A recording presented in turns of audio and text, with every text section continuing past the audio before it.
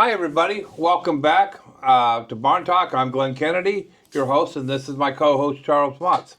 I'm sure glad to be here, Glenn, today. And in the weather, we're getting closer to Christmas every day, aren't we? Yes, we are. I heard you did a video on the airplane up there, that jet plane. I did. You want to talk about Palmview Park? Yes, I would. Okay. I really much. Okay. I'd like to do that. So, a couple weeks ago, I did a short little video on the jet there at Palmview Park, and come to find out, I did the wrong jet. Well, Well, okay. So what it is, it's an F-86D Sabre, and I thought it was an F-86 Sabre. Okay. And there's a little bit of a difference. So it is not the fighter jet that shot all the MiGs down during the Korean War. It was meant for the mainland safety of the United States. it's still a great thing. And Yeah, the kids love it, still you know? it's still a fast jet. It's fantastic. So start from the beginning. Okay, it makes sense that an airplane is represented, especially a fighter plane in West Covina, because before the war, there was almost as many planes in our areas, but they had two wings. They were a little different, and the people flew them. The young people, they were involved in the cars and planes, and they buy a plane half made or buy a kit, put it together, and at the airport, and they'd fly. And people said, well, where'd they land? Well, they land on streets, Sunset, Glendora, wherever they wanted, because it was not a very crowded place, and a lot of them had fields, where they could land. So it was a very exciting time for them in here. Remember after the First War, planes became very popular. And then, of course, I call it the golden years, the 30s, and money was available. Did you know there was a Model A engine put in an airplane, and they put a lot of Model A engines in, Wow. and they were very reliable. That's interesting. I didn't know that. Yes. I do know that most of the men that served in World War II that were from West Covina were fighter pilots. Yes. I do know that. So that would make sense. So I want to start from the beginning. Okay. Tell us how the plane, because the question's been, how did a jet get in the middle of West Covina? That's what I wonder. Okay. So right there. Yeah. So that's always the question asked. So start from the beginning. So back in the early mid 50s, West Covina only had 5,000 residents. Went from 5,000 to 65,000 in just 2, 3, 4 years, and we had no parks. We had no schools.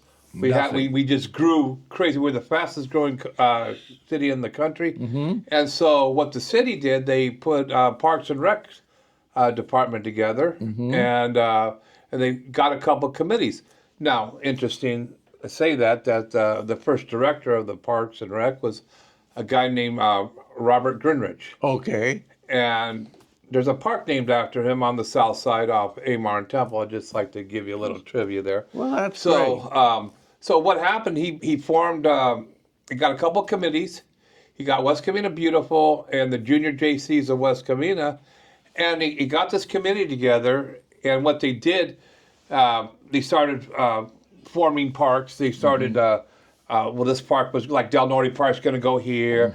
And Cortez Park's going to go here. So, but what they didn't have like an iconic piece. Like Covina Park, it had the fire engine. Oh, yeah. It had the old 1920s fire engine. Yeah. It also had that rocket. Remember the rocket? Oh, yes. And everybody loved the fire engine. I know I did when I was a kid. We did too. And Morgan Park and Ballpark, they had that pumpkin, the Cinderella pumpkin. Oh, yeah. And I always thought that was for the girls, but they had an iconic piece. Well, West Covina didn't have anything. So with most guys being pilots, they had some pull. They pulled some strings. I know Jim Lloyd. Remember Jim Lloyd, our former mayor and congressman? Yes, he was. I know that he led the charge on some of this because he knew somebody in the Air Force. So what they did, they cut through all the red tape and they went to the Air Force, the Department of Defense, and they got a jet. Got a jet. Okay, and Great. there was only one problem. Why? They had no money to transport it from Ontario to West Covina. So what they did a fundraiser. So they went out and we had a couple of the nurseries donate trees. Oh, I see. And the Boy Scouts planted. They sold them all, and it was like 500-600 trees, and they planted them all through the city. And that was that's what West Covina Beautiful does. Isn't that great? They plant trees. So we got enough money. And then they transported from the Ontario Air National Guard to Palmview Park. And so there's a reason why it sits where it sits today. Well, that's what I've often wondered. Why is it there, you know? Because when they were backing it in, they got stuck. Okay. And they just left it there. So that's where it's at today. Yeah, when you get stuck in West Covina mud, you stay there. Yes. Yeah, that's for sure. So that's why it sits where it sits today. But what it is, it's a F-86D, which means dog, and it's a swept-wing jet. It's a Sabre swept-wing jet. So what the swept-wing is so the old conventional planes like the Spitfire and the P-51 Mustang, they were prop planes, and the wings went straight out. Well, a swept-wing, the wings are reversed. So they sit like a V underneath the fuselage. And even though it wasn't designed for supersonic speed, it went supersonic speed. Oh, so it was designed so it doesn't drag. So if a jet drags at that speed, it's going to go down. It's going to crash. So that kept it from dragging. And that's the reason when it's down low like that. yeah, that's why it's down low. So it held the world's record as the fastest plane. Back in 1951, it went, I think, 698 miles, close to 700. And then a few months later, it went to 715 miles an hour. Boy, that's... And back then, see, we have Mach 9 at 7,000 miles an hour. But back then, that was hauling ass. and remember, the prop planes, so like the Spitfire and the Mustang and the Corsair, they only did like 400 miles an hour. Yeah. So it was that plane was designed for the Korean War because the MiG-15 was shooting down everything. That's right. And they were no match for a MiG. And then we brought this plane into service, and it was far superior than the MiG. Yeah. So we were air superior from then on. And then after the war, they decided to mothball it, and they went to another type of jet. Oh, I see. So it got mothballed. So it actually went to like the Army and the Air Force and the Navy Reserves and the Army and Air Force National Guard. And where we got ours was from Ontario Air National Guard. So it was brought in for training purposes, and by the time we got it, they were ready to mothball it. So we got it, and we transferred it out here, and it's pretty nice. It's always kind of a showpiece. Yes. Yes, it is. I've always enjoyed it every time I drive down there. Yes. And when I was a kid, it was a big thing. So when we used to ride our bikes down there, and I used to jump in it and play in it. And the cockpit still had all the dials and controls. Oh, okay. And you used to run in and out of the back, and they cemented it in for safety purposes. Is that why they... Yeah, they cemented it in, and they changed it. You know, the Air Force still owns that plane today, so they maintain it. And they paint it every couple of years. And I know they changed the tail number, and doing research, we could never understood, or we never knew why they changed the number on the tail. So that question's been asked a lot, too. Sure, I understand. And that's interesting why it's there. Got stuck. It got stuck. Yeah. And it's a good memorial to all this Air Force people. Well, it was Army Air, actually. And the Army Air Corps, yes. And did we have anybody fly in the Korean War from West Covina? Do you know? Not that I'm aware of. I'm not either. So when we were doing the research for the Veterans Memorial, we didn't find anybody who was killed in action during the Korean War. Okay. We had a few from World War II, but not the Korean War. Yeah. I knew they were drafting some of the young men. The draft was still on, and they have been drafted and gone into service, but nobody was killed in action. Yeah. And I know that talking to a lot of the old timers, I don't remember anybody from West Covina serving in the Korean War. No, I don't either. I'm sorry, I do know one person. That was Bacon Sakatani. Okay. Oh, okay. Yes, and, I remember and him. if you listen to our podcasts, that's what they're called. Are they called podcasts? Yeah. Our videos. Videos. Bacon Sakatani is a legend in the city. He was an original Japanese farmer before the war, and then during the war, he was sent to the not a POW camp, but it was an internment camp for the Japanese. And after he came out, he joined the army. Joined the And he army. fought in I Korea. remember that. Yes. And then, I went to school with his daughters. I grew Okay. up with his daughter. And he's quite a guy. He's still alive. Yeah. And he's a West Covina icon. That kind of an honor, you know. It is an honor. Yes, it is. Yeah.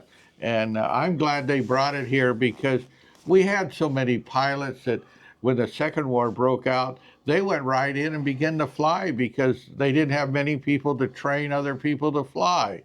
And actually, didn't we find out in our deal that most of them had planes and flew in the wars and went to SC and UCLA? It That's seemed like it. good. That was your goal. And then you That's came right. back and farmed.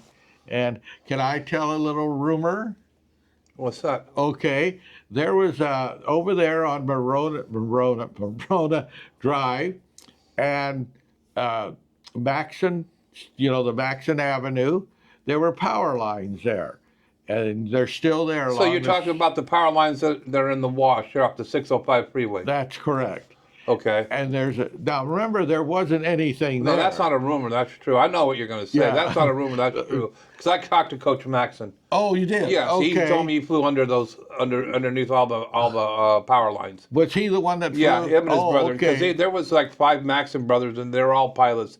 And he was stationed at March Air Force Base. Okay. And they flew. They were flying. They were training, and he had to fly. And I think it was a big plane. I think it was like a B-24 or something. They flew under there, and today they'd go to jail. I was over there just the other day off Ramona Boulevard. Of course, I went down to El Monte. I went by Maxon Drive there, and I look at that and I think, yeah, I think they were the bombers. They weren't fighters. No, they were the old bombers. Yeah.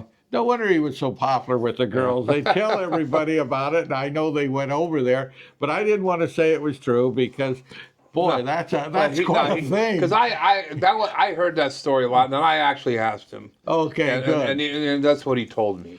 All the boys were very honorable in the service, and they all were pilots, from what I understand. Is that true? That is true. And Reed, from what that's the oldest Maxon boy. He went in right away, flew in Europe, and then flew his time, then flew in I guess you'd call it the desert with Ramo and them, bombed him.